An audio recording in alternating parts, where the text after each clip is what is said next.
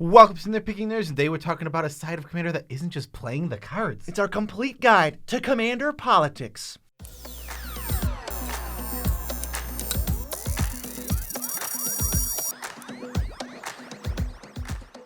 I'm your host, Joe Cherries. I'm your host, Beezy, and that makes us the Nitpicking Nerds. Another day, another video. If you want to support our escapades, go to the link in the description for patreon.com. It's the best way to support the nerds. Yes, if you don't want to support us directly, you can go to TCGPLAYER.com using the affiliate link in the description below. Click that link, go to TCG, buy all the Magic cards you were going to buy anyway, and support the nerds without spending any extra money. Same is true for our Dragon Shield buddies. They got two links, one for the US members and one for the EU members. So now you can go there, buy sleeves to sleeve up the cards you just bought on TCG Player, and you're still supporting the nerds. Yes, pretty awesome. Get some custom sleeves. They're really awesome. So, what are we talking about today, BZ? What is it? Well, we haven't talked about politics in like 2.5 years, and the last time we talked about it was a poorly produced 5-minute video. So I figured we'd take this like deep dive, get as much information about politics as we can across to you guys. How would we do it? What are the main types of deals? And then just a bunch of random tips. Yes, so politics. What are politics in Commander? Just give them a broad definition. Well, I liked our old definition, so we're just going to port it over to this video. Any action taken to promote positive or negative relationships with other players at the table. Pretty simple. Yeah, pretty simple. So it means you're wheeling and dealing, essentially. That you're going to be offering something, getting something, or not taking an action, or taking an action so that another player will, take an action or do something. That's basically the whole gist of it. Obviously, it's always, the purpose of this is always to benefit you. Where I offer a deal and I, extend some niceties to them and I go, hey, I'll do this for you. But obviously, what's going to happen to me in return? So making a political deal is kind of like casting a 0-mana spell that's not in your hand. If you stop someone from attacking you just by talking, well, you can gain 10 life and you don't spend any resources. So there's a lot of back and forth at Commander tables. Yeah, exactly. You are giving up something. So when you make a deal, you do have to give up something. You sacrifice maybe your removal spell to kill something so that you don't get attacked, or maybe you don't make an attack at a player so that they don't attack you back. There's an exchange of some sort of resource or action that could have been taken or will be taken so that another player will do something to benefit you. Yeah, and unlike regular one-on-one Magic, politics can completely warp the entire game, and you could make a solid deal or have a shady background plan going on that just wins you the entire game. Like, if there's an arch enemy at the table, we'll get into the specifics later, but if someone's winning and you go, oh, let's get them, guys, because I'm going to win as soon as you do. Yeah. That type of thing is like, oh, great for me. Yeah, like you mentioned, this is something unique to multiplayer formats. This can't exist in a one-on-one format because your opponent's not going to make a deal with you in a one-on-one format. Why would they? It doesn't make any sense for them to say, I won't kill your creature if you don't attack me with it. Well, why would anyone do that? What else am I supposed to do? What else are you supposed to do with that creature? You literally can't take any other action except attack them with it. So there's no deals in one-on-one. So this is very unique to Commander. Yeah, so first thing we're going to do is walk you through, I think it's 9 or 10 types of deals and what they are, what the purpose is, and you can see if you want to use them or if you've been used. This obviously doesn't encapsulate every single one, but it encapsulates most ones that we see most often. The first one I have listed here is just like micro deals is what I called it. It's the tiny little mild exchanges at the beginning or the middle of the game that don't really have too much weight behind them, but they help establish like a repertoire between you and someone else, maybe become friends. Kind of the deals that involve the first sentence being, hey, want to be friends? Yeah, these kind of deals are super simple. Like, say you have a 3/3 and they have a 2/2. Well, the other two players don't have blockers. You can be like, okay, I'll attack them. You don't attack me, and then we just get to dish out 5 extra damage that we wouldn't have got to dish out otherwise. Right. It's good for both of you. There's not really any scheming going on. It's just generous, like, hey, let's make this a little bit better, like slightly better for us. There's no swinging. It's probably not even like a removal spell at this point. We're just talking about like throwing around some combat damage favorably for the two of you. Yeah, a really common one early in the game is Monarch swapping. It's super common. You get one player gets the Monarch on turn 2, 3, 4, whatever turn they get it, and then another player has a 1/1. He can't sneak it through, but he says, "Okay, I will give you the Monarch." Now, people fall for this a lot. Be aware of this Monarch swapping thing. If somebody has a 5/5 flyer over on the other side, and then someone's like, I'll give you the monarchy for free, it's probably because they don't want to get smashed by the 5/5 flyer. I've done it a million times and gotten away with it. I love that. When they're like, yep. Yeah, take it for one. Okay, they take it for 1, and then they get smashed for 5 by the guy who wants the monarch next. Right, it's like, I already have the monarchy, so I already drew my card. Now, if I can get you to take it from me, I'm just trading you drawing card for me taking 7 or 8 damage. I'm just saving that for myself. So a lot of people don't see that, and we definitely get away with it a lot. Oh, I get away with it all the time. I love that move. It's so good. Watch out for that. Watch out for that tiny move. And so the purpose of these little microtransactions, trying to establish a buddy, because then you're going to make some more serious deals down the line, but also it just preserves your life total when you're stopping things from hitting you early in the game. It's not like there's always these middle combat damage where the game just ends to random combat damage, but it's always nice to just be at 40 instead of 35 so you can start paying more life for stuff. Usually, especially with big finishes, if the game's going to end in a combo or giant crater hoof attack, you just like to have a little extra life. This next one I wrote down is the hostage scenario. It's when you are the player way out in front. You're the arch enemy, you're in the lead, and you propose deals to the other 3 players like, I'll let you live if you let me kill these other 2 people, or I'll let you live and I won't attack you if you keep my threat alive. So the purpose of this is you kind of offer the illusion of value to somebody, like, oh, I won't die? That's amazing. But in reality, all 3 players need to team up against you, and if they do anything else, they lose the game. So all you have to do is convince one of them to do anything that doesn't hurt you, and you can just destroy them. Yeah, that happens, but also you can sit on the opposite side of the table and be in the situation where that is the arch enemy. Well, your hand's amazing, or you have resources and you can pull this out. Make that you make the deal from the opposite side of the table, even if it looks super terrible to everyone else. Why are you doing that? No, he's going to kill us. Then he kills the other 2, and you go, oh, I have this board wipe, so now I'm gonna rebuild first and kill you. Yeah, we had this deal literally come up in the last Commander game we played. I offered to leave someone alive and kill the other 2. And they had to talk her out of it because if she did it, I win the game. Yeah, I don't think she was falling for it. I'm just saying, I offered the deal. Yeah, you did offer the deal. I don't think anybody, even though everyone was wise to your tricks that game. Yes, they were that game, but I still offered it. Yeah, it was a good try. All right, next is alliances. This is pretty simple. Usually you're teaming up against a player who's either in the lead, has more resources. Sometimes it's with the other 2 players because there's an arch enemy. That means that it's a player so far in the lead that all 3 other players have to go after him. Right, so the reason to do this, obviously, you need to spend less resources to answer the main threat, which is this arch enemy anyway. So you're going to increase your win percentage by just taking them out or ruining whatever game-winning combo they're trying to execute. And sometimes you just remove the player together as a trio or a duo.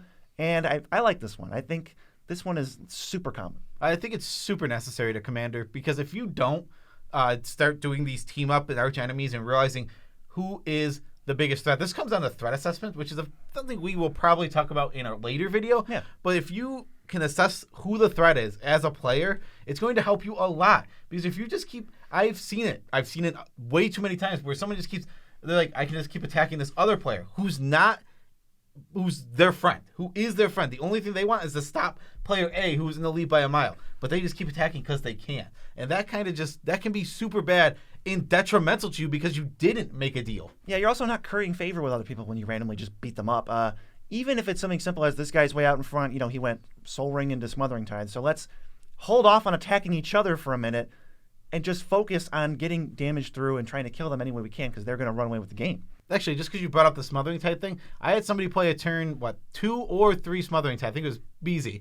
And I made the deal with the other 2 players. This is more micro deals, but I thought it was interesting to talk about. I made the deal. You pay for Smothering Tide. You pay for Smothering Tide. I'll waste my turn killing Smothering Tide. So he will get no treasures, but will essentially have made us skip our turns. Basically, every single player skipped their turn. Yeah, I had to do it because the Smothering Tide was going to win the game. Definitely interesting. The next one here, find a common enemy. It's a little bit different than the last one. So we're trying to unite as a player when all else is roughly equal. We want to unite other players against things like Turn 1 Soul Ring, Aristic Society coming out, or Bolas the Citadel, any one of those one card, hey, that might be the best thing on the field. So we're just trying to get people riled up and pit them against I wouldn't even want to say arch enemy because they're not the arch enemy yet. Just pit them against the player who played the best thing. Purpose is it's going to keep pressure off of you by alluding to a bigger threat over here. Oh wow, he has Bolas Citadel. I know he has Aetherflux Reservoir in his deck too. It's then they start turning oh yeah, we got to stop that. And you can just go, okay, what am I going to do next turn? Yeah, you have to be, so this can be used in multiple ways. One, this can just be using your threat assessment to actually point out what's the biggest threat. True. Or it can be a distraction. It can be both. Sometimes the Bolas Citadel needs to be answered, and you need all players to be aware. That is the biggest threat. It's not even close. If that doesn't die, we're just going to lose. Or sometimes you're sitting there with the biggest threat, and you're like, but there's a heuristic study over there. You might watch out for that heuristic study over there. You know how many cards he's going to draw with that? So how many games have been won by heuristic study? Come on. Infinite BZ. I just have this Planeswalker at 7 or something. That's kind of ultimate. Don't worry about it. Game. Don't worry about that one. The next one we have is don't give away too much when you're giving away resources. So sometimes there's cards that say you have to hand out things, and I'm thinking you're handing out too much. So here's a good example. Benevolent Offering, it hands out 3 spirits, and it hands out a bunch of life. Now, before I cast it, I usually try to make friends, and I say, hey, I'm going to play this Benevolent Offering, or when it's on the stack or whatever, before you actually have to hand out the modes. I'm going to pick one to give away, and then the other one is just going to the player who doesn't need it, and it's going to suck for them. Because I don't want to give away 3 spirits and like 15 or 16 life. When I'm giving out this card, I'll be able to make friends with somebody with just half of that. Yeah, exactly. You can really make friends with Benevolent Offering very easily. Just, you don't want to go, okay, I'll give you 3 spirits and the life, unless you really want a friend. Like, I have done that before where it's like, okay, I need a friend in this game because I'm really far behind. I will give you both. Please, just leave me alone for a while and we can work together. Yeah, but I try not to hand out too many things with maybe things like Humble Defector, or if you can target people to draw cards. I don't want to hand out, like, everything. I want to get some... Give them wanting more. It's a balance thing. Yeah. It really is. You can work just with one player, and like you can do a Humble Defector back and forth if that's the best play for you. It's all about looking at the board and establishing the threats and looking, how can this benefit me the most? Sometimes it's going to be back and forth. Sometimes it's going to be handing it out to random players. You just need to understand when you're giving away resources, you are helping another player, even though it is beneficial to you. So if you're giving them more than you're getting, that's never going to be good. And sometimes you could just give them literally less and give up no more resources and just end up more percentage to win that game. You might get the same deal too. Yeah, exactly. That's what I'm saying. Like you might if you cast Benevolent Offering, for example, and you say I'll give you just the 3 spirits, they might accept the same deal as if you said I'll give you the 3 spirits and the life. Right. Don't attack me and I'll give you 3 spirits. You don't have to give them both. They're going to take one of those. This is something I want to do more. I feel like I don't do it enough, but it's preserving your answers just through verbal nonsense. So we're trying to make deals and preserve our own removal because we have a finite amount. So we want to make sure we always have something to stop. That's going to stop the thing that stops us. So when a threat lands, it's going to warp the game, and I have an answer. What I want to do is, before I go, all right, just Doomblade it, I'm going to say, does anyone have removal for that? And if someone says yes, guess what? I'm not killing it. Oh, I do this one all the time. Yeah. This is a little thing I do all the time. Literally happened in the last game we played.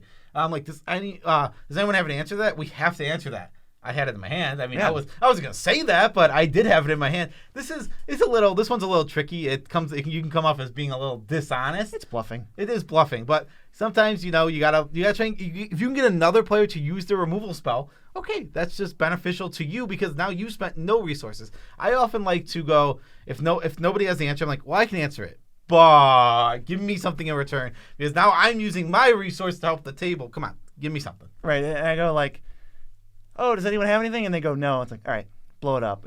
I mean, that's not even going to make me look that shady. If I really sit on it and wait and people spend their removal, I'm probably going to look a little stupid or like a little bad in their eyes. But maybe if I just run them over after, it won't matter. I always think Basie looks bad in Commander. That's why I always say everyone should kill him. Yeah, so the purpose, you got to make people answer threats for you. You don't have to do the work. You can pay 0 mana and tap someone else's lands and cast their spell on a card. I mean, it's pretty simple. This is really simple. In Commander, if you're answering all the threats, you're not winning. Nope. It can never happen. It'd be a 3v1 scenario where you're trying to answer everything everyone else is doing.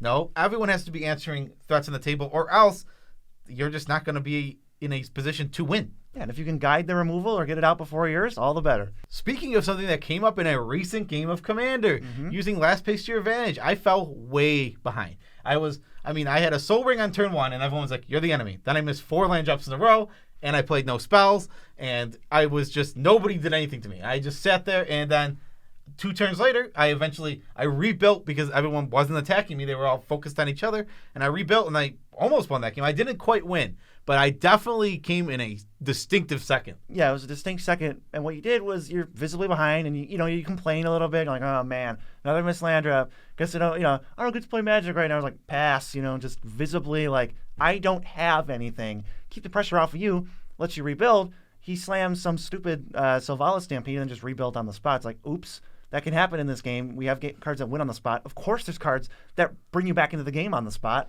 from behind. Absolutely. So when you're in last place, you don't have to complain. It's not about being a complainer. Don't like literally whine. Yeah, but it does stink to be behind. You got to be like, you can like just leverage it. Be like, why waste your resources on me? Yeah. Why are you attacking? Okay, you're going to send 10 damage at me? Sure. But what does that do? What is that getting you in this game? Nothing? It's going to be real easy for you to convince people, not even like a deal. There's no exchange. Just convince people to do something else. Like, you're going to blow up. Wait, you're playing Heliod's Intervention, and like you had 2 lands and a Soul Ring. I have 2 lands and a Soul Ring. You want to take me out of this game, or do you really want to blow this up when he's got a Ristic Study? Like, then they might change their target. They might move over. Yeah. What's next? This one I call policing. I think you touched on it earlier. It's currying favors with the other 2 players by answering something. So when you say, does anyone have a removal spell? And they go, no. Then you can now move into the police section where you say, I have one. But if I kill this thing, can you both not attack me? Or can you both give me this? Or can you activate this on your turn so I get a benefit? You want to make sure that if you have to use a removal spell, you're getting something out of it. Yes, this is all about getting more than just a 1-for-1. It's about getting a little more out of your removal spell. 1-for-1s are fine, and they're necessary in Commander, but they're not great because you really go down cards when you get a 1-for-1 in Commander. But if you can curry favor from other players or get a deal or not get attacked or gain some life, then your removal spell comes more than just a 1-for-1. It becomes a 1-for-1 that stopped this player from attacking me, a 1-for-1 that made it so he answered the other threat, and it is so much better when you can do that than just play 1-for-1 removal. If you can turn it into more, it's great. Right. So picture a turn where you untap and you know the biggest threat, and you just go Nature's Claim, his Balossa Citadel. Well, instead of that, which only gives you an exact 1-for-1, you can now say, hey, I think I found an answer to this Balossa Citadel. Are you going to like get off my back next turn, or leave me alone, or let me activate this Planeswalker again? There's so many things you can do to just squeeze a tiny bit of value out of something you are literally just going to do anyway. There's your next level. Call the bluff and just say, nah. Yeah. No, I'm not going to do that. You can kill his Balossa Citadel if you want. Yeah, exactly. Sometimes you gotta. It's tough to balance. It's like, wow, he's saying he's going to answer it, but is he just going to answer it anyway? Because I think he is. Sometimes they are, but I always want to offer the police deal. I mean, it's strictly better for you. If you can get anything, exactly. If you can basically add an extra on a text that says, destroy target Balossa Citadel, and targeted player will not attack you for 2 turns. Ooh, well, now that card got a lot better. For 1 mana. For 1 mana, you got to be good. This next one is using a threat to your advantage. So we just talked about having a removal spell and killing something, but getting a deal out of it, so it's better than a 1-for-1. But now we have a removal spell, and we're going to become a villain by allowing whatever threat it is to live as long as we're not targeted or affected by it. So the person who has it, they can have it as long as it doesn't come at me because I have a removal spell. Yeah, I go really in on these deals. Sometimes I'll be like, if I let your 7/7 flying trample dragon live, guess what? It doesn't attack me for the rest of the game, even into a 1v1. Otherwise, I'm just killing it because it is way too big of a threat, and it's going to run away with this game. I love doing things like that. It's like, I'm like, what I do is I say, I'm going to kill that dragon. My choice, in my mind, I know that my best play is kill that dragon. Now, instead of, making deal with the other 2 players, I try and make a deal with that player. Mm-hmm. I say, you can keep that dragon, but it can never hurt me. That dragon on the battlefield right now can never attack me. And those deals, I feel, are great. And now you have to trust people's word, not to betray you in the end. But if you play Commander with the same people, they won't. They won't betray you. Because not like a literal betrayal. They can hey, we had a deal, but now we're enemies. It's not. But going back on the literal deal usually doesn't happen. Yeah, it's very rare. And if you're going, also another thing about these politics, if you're going back on deals, you're not going to get deals going forward in future games. So you got to be very aware of that. Yeah, I don't like the don't attack me for the rest of the game, but I like the don't use it against me or when it's out. I don't like the rest of the game. To me, it feels so like, okay, fine, just kill it. Like, whatever. If this is going to be so good for you, just take it out. But I like hey, you're going to have a pretty good attack next turn. Don't attack me and it'll stay around. Yeah, but a lot of the times what it is, it's like, if I'm the, 3rd place player, let's just say, and he's in first, now he still has his weapon against the other 2 players. And though it becomes my weapon too, he'd rather have a weapon that we share than nothing. Sometimes, though, I'd rather have nothing or have the ability to recur it and be like, okay, well, here it is again. Now what? There's definitely, that's a different scenario. That's a matter of, when do you accept deals? It's very hard you have to always assess the board from your board. Say, is that worth it? If I lose this dragon, can I be fine? If the answer is no, then you take the deal immediately and you go, okay, I need this dragon in order to keep my my board state alive, or even keep playing this game, or keep attacking. That's what's so great about being the player who offers it to the player with the threat, we'll say. It just doesn't matter what happens, because now you have partial, or at least the threat's gonna overlook you for a turn or two. So if it gets removed, you literally don't care at all, because it needed to die anyway, and you knew that. So you're unaffected. And then if it leads to someone else's elimination, or someone else just gets wrecked because of it, that's just all value that you squeezed out of nothing. And you just held the removal spell. Yeah. All you did was not play a card that you said you had. And like sometimes you show it to them. Like I will say that. I don't like showing your whole hand to players. I hate that. I hate that. But I think showing one card to one player to say, I have this card is totally reasonable. I made BZ do that the other day. It's like BZ's like, I'm gonna attack with this. If you block it, and we'll do some deal.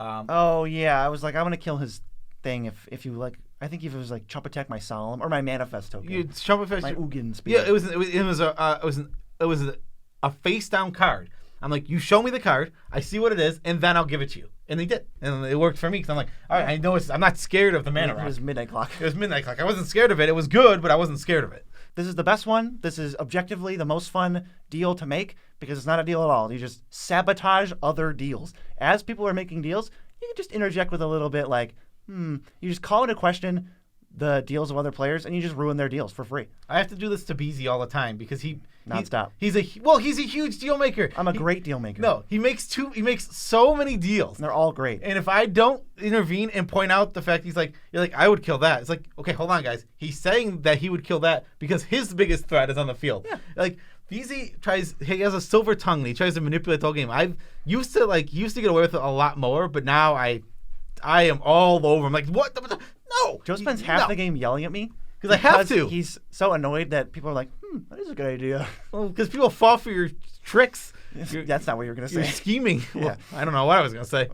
Wasn't tricks. This prevents opponents from gaining extra value for free, and it can just make them turn on each other or lose trust in each other, where people have gone like, yeah, wait a minute, what? BZ does have a card that I think is better. It's like, I don't even know if it was better, but now that Joe's sabotaging my deal, it's just not going to happen now. Okay, those are the main deals that we see and that you're probably going to see. So hopefully that gives you an idea of like why you're actually making them. So now we need to move on to just random tips, miscellaneous advice that will help you politic better. Yeah, I really like this first one.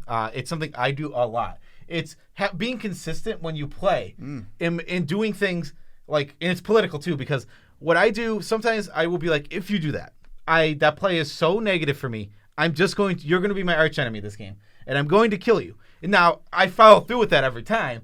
And what it does is like, in the future, it's like, oh, so that person's going to like, okay, I'll kill your soul ring, like turn 50. And it's like, if you do that, it's going to be that situation. And they know from the past experiences that I'm going to do it. So basically stay true to your word over multiple games. Although for that one, I'll add a warning of, if you freak out over every little thing, you're going to quickly become terrible to play with and not political at all. Yeah, it's about you go that thing you're doing is backbreaking.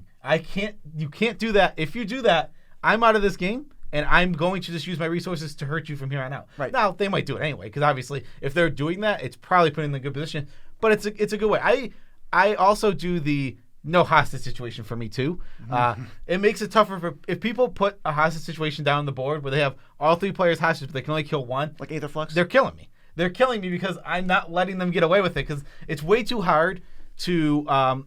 Those kind of players will only gain advantage and win more games. But if I get them out of the game, then it proves that their hostage situation isn't as helpful. Or get you out of the game. Yes. I mean, getting me out of the game is fine. But then they sacrifice the big resource. Like if they go to 10 life. And the best part is, I think it's happened one or two times with somebody else. They just didn't do it.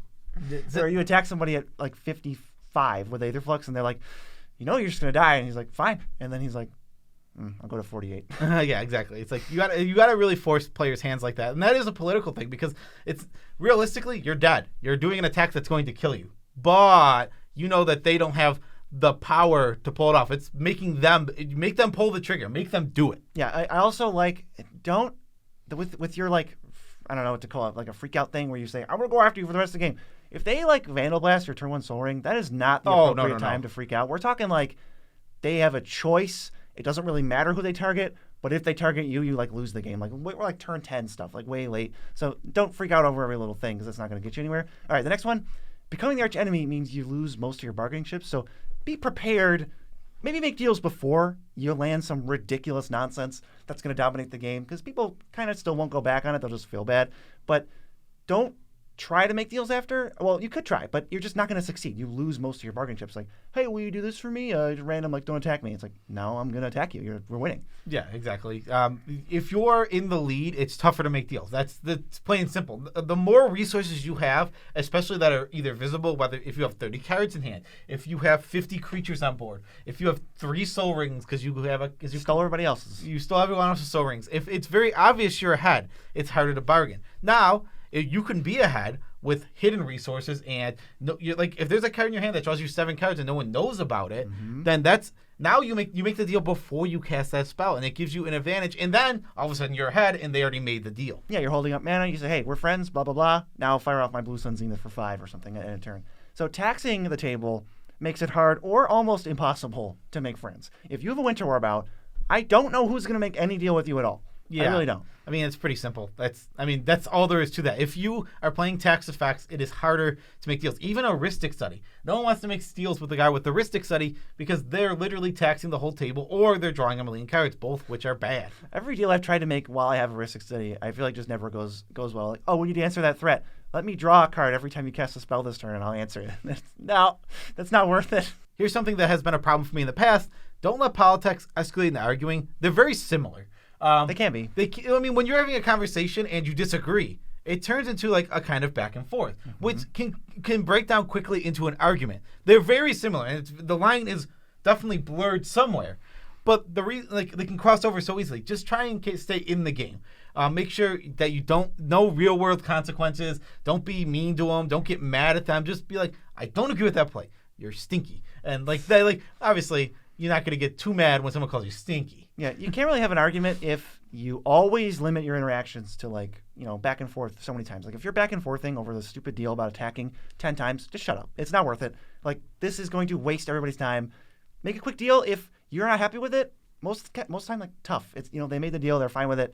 You're not going to get them to talk out of it, or at least you're not going to get them to back out of it in a reasonable amount of time once you've given your few statements. Yeah. Also, this is something we mentioned throughout the video a couple times. Don't break deals. Especially if you have a play group. If you're in a play group and you play multiple games, or you play every week, or you play every 2 weeks, if you break deals, you're never going to get deals. It's plain and simple. If you're not trustworthy, you cannot gain extra value. And now that's detrimental to you. If nobody's making deals with you, you're losing value. You're losing more games now. Our friend Daniel, shout outs to our friend Daniel. We're playing Commander Legends Limited, 4 players. I say, hey, do you want to trade Monarchy? And he goes, yes. So I let him through. He attacks me for 1, and he takes the Monarchy. And obviously the stipulation was I get it back next turn. Comes to my turn, attack him. He's like, I'll block it. And I'm like, are you kidding me? He's like, dude, whatever, man. And he just did his thing and savaged me, but it was only a card. But destroyed any trust I had in him. I actually did it again fairly shortly after that. He did it again. So now, guess what?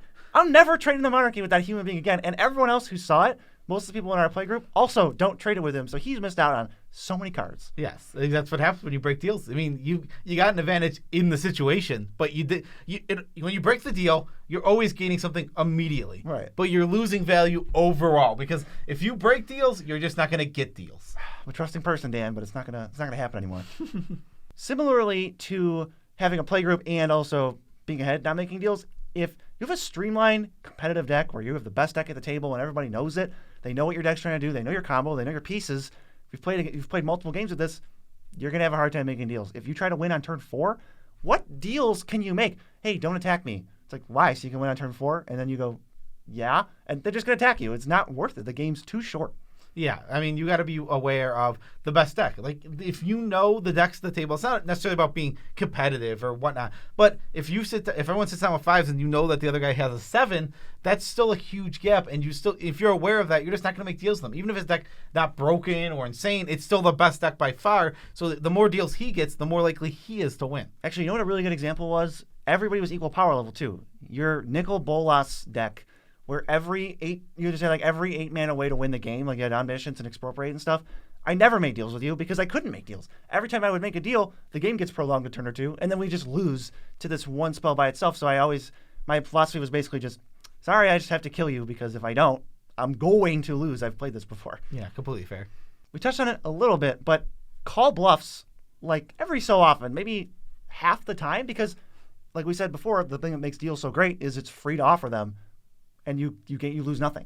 Yeah, I mean, we had one the other day where I attacked, and he's like, I'll kill it if it attacks me. It's like, okay, fine, kill it. And he did. And that's fine because I wasn't willing to go and just not attack him for 5 damage because he might have had a removal spell in the situation. Our friend Nick, in that case, that was Nick. Yeah. Definitely a bluffer. So I like, you kind of know your opponents. You're like, no, you got to have it this time. I mean, I've been burned by this too many times. I'm not going to get burned. You just have it. I'll take the small tempo loss. Yeah, and also it was a bad tempo loss for him because he killed a creature that wasn't the best creature in the field. There was a Side Master Thopterist.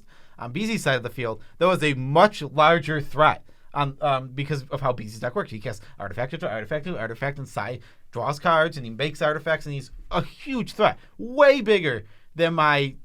You had a Skyclave equipped with the green-white sword, so it was going to flicker. And even if it hit him, it might have been way better because while you get a land, you then answer the Sai. It would have hit him.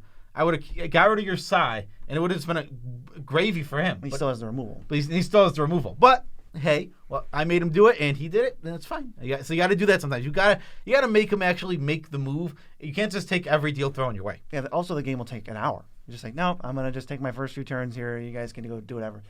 This next one, think one step ahead to determine a player's motivation. This is actually the last one. I think this one's super important because if a player's offering a deal, you're like, okay, wait a minute. He doesn't want to be attacked. Okay, so what does he think's going to happen in the next turn? His board is decent. So what is he going to do? Like turn them all sideways? Is he going to have some kind of massive pump? Like why doesn't he want to be attacked? So think about what's going to happen and then say, no, I'd like to be able to attack you. I can usually see BC's motivations from a mile away, but I feel like nobody else does.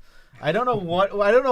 You know me. I don't know better than like any other human. I just don't know why. It's sometimes you're just like, all right, don't attack him. Like, no, don't not attack him. He's vulnerable to attacks now. Attack him. Attack him. Yeah, my board was like empty, but I was playing Brutaclad, and I had like on board a way to like make a bajillion tokens or make a bajillion like 3/3s or something. And I'm like, yeah, don't attack me. And they're like, oh, okay. Joe's like, wait. No, attack him. No, he has 50 treasures. He's gonna win. Yeah, but like, the treasures empty. The treasures will turn into 4/4s or into anything that defeats us. Yes. And now this is the real last one. I know BZ said that was the last one, but this is the real last one. Don't do politics if it's not fun to you. You can gain advantage from politicking, but it's not something everyone enjoys. I know in the past I have not enjoyed politicking in games of Commander, so I just don't. And if as long as you're willing to accept that maybe I lose a percentage point or two, that's fine. There's nothing wrong with not wanting to politic or make deals. Like you can also just turn down everyone's deals they throw at you to say, I don't want to make deals. And that is completely 100% fine. Commander can involve deals, and it usually does. But that doesn't mean that you have to be involved in them. It is an aspect of the game that some people don't enjoy, so don't feel pressured to do it. You can still win without making deals. It's not, absolutely.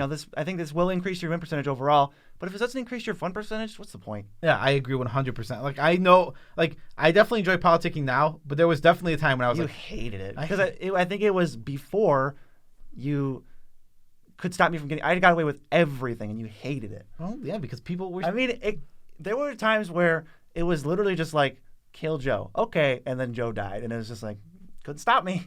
It's like, that's pretty dumb. That's how it happened all the time. I don't know. I don't understand. People, this man is a liar. I'm not a liar. I have rosy cheeks. Very trustworthy. Very trustworthy. He's a liar. That's our video. Special shout outs to all of our patrons. Love you guys all as much as we can without making you uncomfortable. All right. Here's a deal. I'll make a video tomorrow, and so will Joe. If you go to the Patreon link in the description and support the nerds by clicking the link. That's the deal. Yeah, it'll be a YouTube short. How about that? Now you have to figure out if we're bluffing. Would we just make a video anyway, or is it entirely dependent on you becoming a patron? You'll never know until tomorrow. Yeah, you'll never know. It's a complete mystery. Also, you can go to TCGPLAYER.com. Affiliate link in the description below. Click it. Go to the website. Buy all that Magic cards you're going to buy anyway. You know, you were planning on building your political something deck, a political deck. You're going to clean Maraschiello. Right. And speaking of deals that don't benefit you, if you go to the Dragon Shield US or EU link, you can buy sleeves for the normal price. but it'll benefit us. Well, that does benefit you because if you buy sleeves through that website, we will get a kickback. We will put that kickback into the channel to make it better, and then they will get viewing pleasure from watching it. So Now, don't listen to him. He's politicking. It does benefit them. He's just trying to win. No, it does benefit He's just them. trying to win no, you no, two. No, it benefits them. It benefits them, BZ. You're not listening. Do what you want. I just explained it. I just explained how it benefits them, and you're just saying I'm lying, but I'm not lying. Don't do what you want. It's not my funeral. All right, what Tippet? I guess we have a Discord. You can come to the Discord, DM the nerds, talk to the nerds, talk to us, all that fun stuff. Guess we have a Discord. Yeah. What's the Tippet? Is a Tippet about our lives? Okay. Haven't played these games in a while, but we got the new Mario Party Superstars, I think it's called. Mm-hmm. Turns out that game is amazing. Well, yeah, of course. Mario Party.